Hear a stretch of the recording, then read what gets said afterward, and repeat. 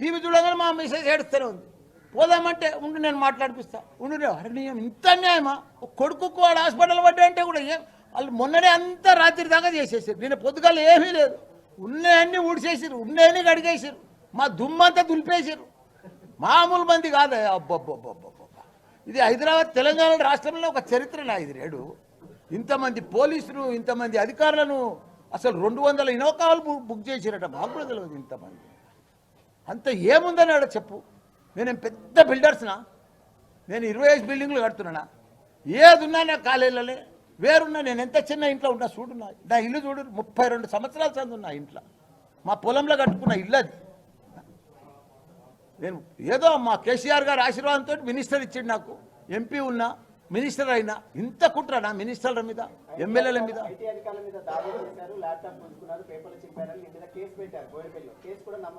చెప్తా, దానికి కూడా చెప్తా. వాళ్ళు ఎట్లా నమ్మించారు రాత్రి 12 గంటలకు. నమ్మించి ఏం చేసారు?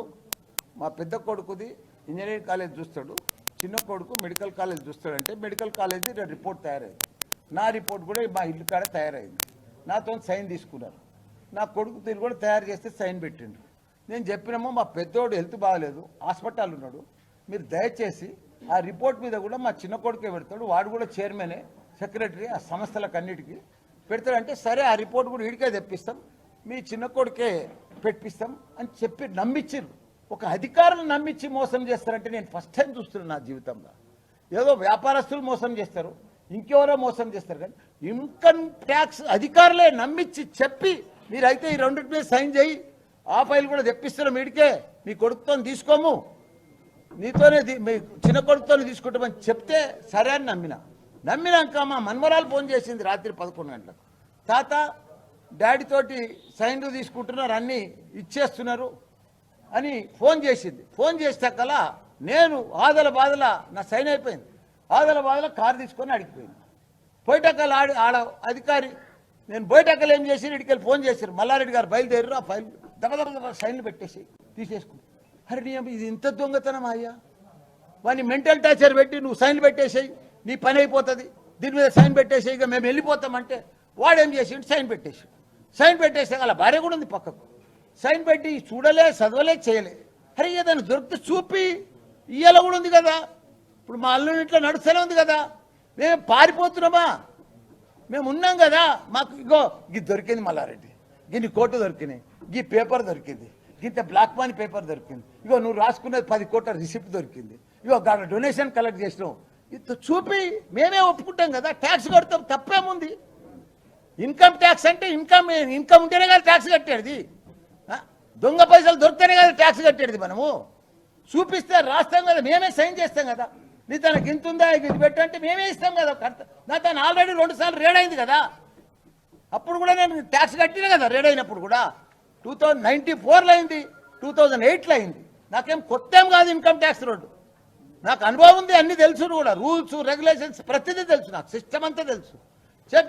చేయకమంటే నన్ను నమ్మించి చేపించి ఇక్కడ నాతో సైన్లు చేపించి నేను ఇడికెళ్ళి బయలుదేరేటక్కలా మా కొడుకుతో సైన్ చేపించి ఆ ఫైల్ అంతా పంపిస్తాకల్లా నేను పోయినా. అప్పటికి రూమ్లోనే ఉన్నాడు. 5 నిమిషాల ముందే నేనన్నా ఎవరా అధికారి అంటే నేనన్నా ఎందుకు సైన్ చేయించినావు నువ్వు? మా కొడుకు వెళ్తే బాగలేదు, హాస్పిటల్లో వాడు బెడ్ రూమ్లో ఉంటే ఐసీలు ఉంటే ఆడ పోయి సైన్ చేయించు. ఇంత దౌర్జన్యం ఎందుకు? అంత రాత్రి అప్పుడే పెట్టాలెందుకు? మతానికి తెస్తా అని చెప్పి నమ్మియాలెందుకు? అప్పుడు మేమేం చేసినాం, నువ్వు బోయినపల్లికి పంపించినా అధికారుల దగ్గరికి అన్నాడు. నడు బోయినపల్లి కన్నా కార్లు ఎక్కించుకొని వచ్చినాక ఈడికో సెగలు వీళ్ళు చదువుకొని వెళ్ళిపోయినా. అధికారులు లేరు, మరి ఆయనను పట్టుకొని నేనేం చేయాలి? నేను ఎంబడి పెట్టుకొని చక్కగా పోయి పోలీసులకు కంప్లైంట్ ఇచ్చిన. నా డ్యూటీ నేను చేసిన. తప్ప అది నేను చేసిన తప్ప? అధికారిని ఎంబడి పెట్టుకొని వచ్చిన కదా. అయ్యా ఇట్లా మా కొడుకు హెల్త్ బాగలేదు, ఆయనకు చూపించలేదు, వాళ్ళు లేబర్ రాసిర్రో అలా ఆయనే చెప్తున్నాడు అధికారి, 100 కోట్లు డొనేషన్ తీసుకున్నావు, బ్లాక్ మనీ ఉంది మీకు కానా అని రైటింగ్లో తీసుకుంటే 100 కోట్లకు మేము చూపించాలి. ఏడికెళ్ళి చూస్తాం? కొడుకు సైన్ అంటే సైనే కదా, ఏడికెళ్తే ఏంటి ఏదో ఏడికెళ్ళి చేస్తాం?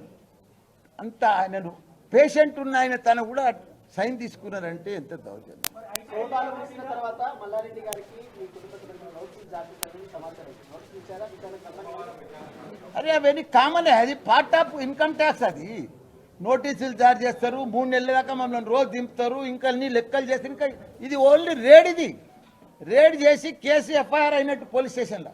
ఎఫ్ఐఆర్ కాడికి వెళ్ళి ఇంకేమైతే 3 నెలల దాకా రోజు మా కొడుకులు పిల్లలు అన్ని వ్యాపారాలు అన్నిడిచిపెట్టి అదే పని. మా ప్రిన్సిపాల్ ఇన్కమ్ ట్యాక్స్ ఆఫీస్కి పోవాలి, నీ ఇంటిది ఏంది, నీ సమస్య ఏంది, నేనంతా ఇంకా ఉన్నది ఇంచి లెక్క పెట్టి అన్నీ తీస్తారు. ఇంకా అవన్నీ ఉంటాయి. అది పార్ట్ 2, పార్ట్ 1 అయింది. ఇప్పుడు పార్ట్ 2 ఉంటుంది, పార్ట్ 3 ఉంటుంది ఇందులో ఇన్కమ్ ట్యాక్స్. మేము ల్యాప్టాప్ గుంజుకోలే ఓయ్యా.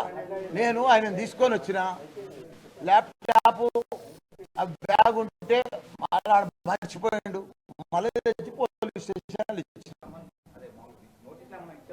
అందరికి ఇస్తారా? ప్రతి నెలక 2 దినాలు సంది, మండే సందిగా మా డ్యూటీ.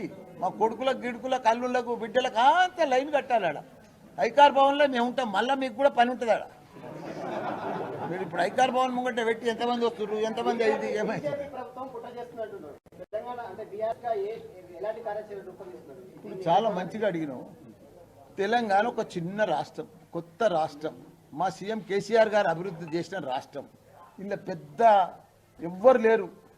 కుంభకోణాలు చేసేవాళ్ళు ఇవన్నీ కూడా ఈ ప్రభుత్వంలో ఎవ్వరు కూడా లేరు. మంత్రులు కానీ ఎమ్మెల్యేలు రోజు కష్టపడి పబ్లిక్లో తిరిగేటోళ్ళు ఎమ్మెల్యేలు ఉన్నారు.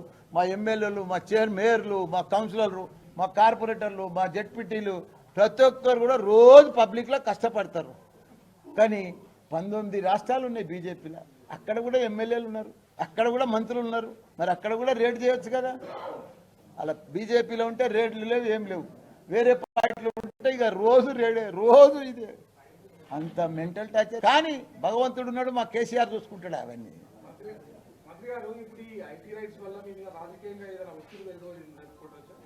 ఏది పెరిగినా మా కేసీఆర్ ఉన్నంతసేపు నేను ఆయన పడి ఉంటాను. నాకు ఆయననే ధైర్యం. ఇక ఉన్నాయి 6 లక్షలు ఉంటే అవి అన్ని ఇడిచిపెట్టిపోయారు. మా బంగారం మా మిస్సెస్ పేరు మీద ఉండే అవి కూడా ఇడిచిపెట్టిపోయారు.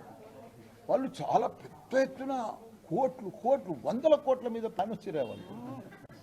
అవి ఆడికెళ్ళి వస్తాయి, ఎట్లు వస్తాయో నాకే అర్థమవుతుంది. నా తను 1000 మంది పిల్లలు ఉంటారు, కానీ 100 కోట్లు ఆడికెళ్ళి వస్తాయి. వచ్చిన పైసలు రోజంతా ఆన్లైన్లోనే పడితే ఆన్లైన్లో ఖర్చు అవుతుంది. అక్కడ తక్కువ లెక్క నాది పెద్ద సంస్థ కదా అది. అంతమందిని డిస్టర్బ్ చేసి, అంతమంది నిన్న స్టూడెంట్స్ కూడా మా సార్ మీద వ్యతిరేకం చేసినాడు కాలేజీలో. అంత ఇబ్బంది చేసినాడు. ఎందుకంటే అంత వాళ్ళ కోసం నేను కష్టపడుతున్నా కదా. నేను అన్ని కోట్లు ఉంటే గీ ఇంట్లో ఎందుకుంటున్నా, గీడు ఎందుకు కూడా చెప్పు. నేను దొరికినాయా? ఓల్తాన 1 కోటి దొరికింది, ఓల్తాన 2 కోట్లు దొరికింది, ఓల్తాన 2.5 కోట్లు దొరికినాయి. ఉన్నోళ్ళతానే దొరికినాయి. ఎవరితాను ఏమేమి ఉన్నాయో దొరికినాయి. వాళ్ళు ఎవ్వరిని ఇడవలేదా? నేను దొరకలేదని అంటలేను కదా. మా ముగ్గురు తన కలిసి, మాకు 2 కొడుకులు నా తన కలిసి 28 లక్షలు దొరికినాయి. దొరకలేదని అంటలేను కదా, దొరికినాయి. ఎవరి దాలు. ఇప్పుడు త్రిశూల్ రెడ్డి ఉన్నాడు, మా మామ కొడుకే పాపం. ఆయన బిక్కుబిక్కుమని నా పక్కకే కాలేజీ పెట్టాడు. అది కూడా నాదనుకోని అది కూడా దొంగిలి ఉన్నది. పర్వాలేదు, మంచిగానే ఉంది. రాత్రి పోయి చూసి వచ్చినా, ఏం ప్రాబ్లం లేదు. రెస్ట్ తీసుకోమని చెప్పిన నేనే. ఇక పెట్టిరా, ఇక అంతా అయిపోయింది కదా.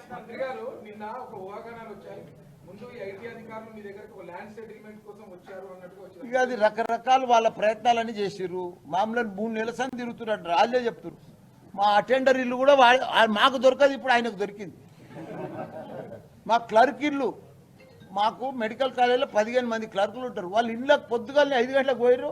వాళ్ళ ఇళ్ళని సౌదా చేసారు. మళ్ళీ 9 గంటలకు మళ్ళీ ఆఫీసు దొరుకుని వచ్చారు. అట్లా ఎక్కడెక్కడ బ్యాగులు, ఎక్కడెక్కడ సంచులు, ఎక్కడెక్కడ క్లర్కులు, ఎక్కడెక్కడ పేపర్లు, ఎక్కడెక్కడ ఉన్నదో అసలు మాకు తెలియని పేర్లన్నీ కూడా, మాకు తెలియని అడ్రస్లన్నీ కూడా వాళ్ళు దోలాడుకొచ్చిరా. ఒక్క మల్క అయితే మా దుమ్ము దులిపేసిరా.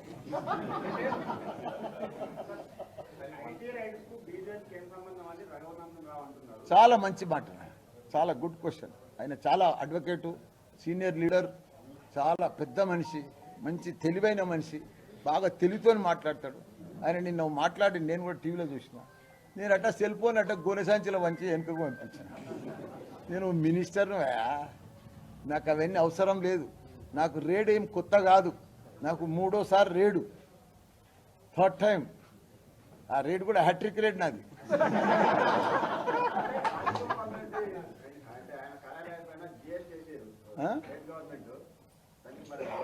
ఇక అవన్నీ నాకు తెలియదు, నేను చూడలే. నేను నా కోసం మాట్లాడి కానీ చెప్తున్నాను.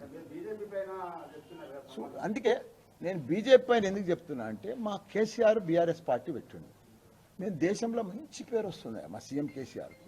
ఎందుకంటే ప్రజలకు ఒక నమ్మకం వచ్చింది. తాగునీరు కానీ, సాగునీరు కానీ, ఆసరా పింఛన్లు కానీ పక్క రాష్ట్రాల్లో, మహారాష్ట్ర, కర్ణాటకల, ఇక్కడ ఇవన్నీ రాష్ట్రాలలో ఒక మంచి డిస్కషన్ వస్తుంది. మాకు కేసీఆర్ వస్తే బాగుండు, మాకు పింఛన్ వస్తుండే, కేసీఆర్ వస్తే 24 గంటలకు కరెంట్ వస్తుండే అని ఒక డిస్కషన్ వచ్చి వాళ్ళకంతా ఒక అభిప్రాయం ఏర్పడ్డారు. సడన్ గా మేము కూడా బీఆర్ఎస్ పార్టీ మా సార్ పెట్టేటక్కల అరే ఎట్లయినా నెక్స్ట్ కేసీఆరే, 2024లో కేసీఆరే. మన దేశమంతా కూడా మోడీ ప్రభుత్వం 8 సంవత్సరాల సంది కూడా నీళ్లున్నా నీళ్లు ఇయ్యలేదు, కరెంట్ ఉన్నా కరెంట్ ఇయ్యలేదు, డబ్బులున్నా పింఛన్లు ఇయ్యలేదు. ఇట్లా పేదలకు ఏం చేస్తలేరు, ధరలన్నీ పెంచుతున్నారు. మా కేసీఆర్ లాంటి వాడు మాకు పిఎం అయితే మాకు అన్ని రకాల కూడా పింఛన్ వస్తుంది, తాగునీరు వస్తుంది, సాగునీరు వస్తుంది, ఇవన్నీ కూడా వస్తాయని వాళ్ళకు ఒక నమ్మకం ఏర్పడ్డది. చూడు, అది వాళ్ళు చెప్పారు నిన్న, నన్ను ఇంకా 3 సార్లు డిస్టర్బ్ అయిందంట. ఎప్పుడో 6 నెలల సంది నన్ను ఫాలోఅప్ చేస్తున్నారట. బిఎల్సీ ఆయన ఎవరో, నాకు సంతోష్ ఎవరో ఏదో నాకు తెలియదు కూడా. నాది నాకే తెలుసు. అవన్నీ ఏం లేవు. ఆయన నాకెవరు ఆఫర్ ఇవ్వలేరా. నేను కేసీఆర్ ఇక అవన్నీ నాకు తెలియదు. అందరికి నమస్తే.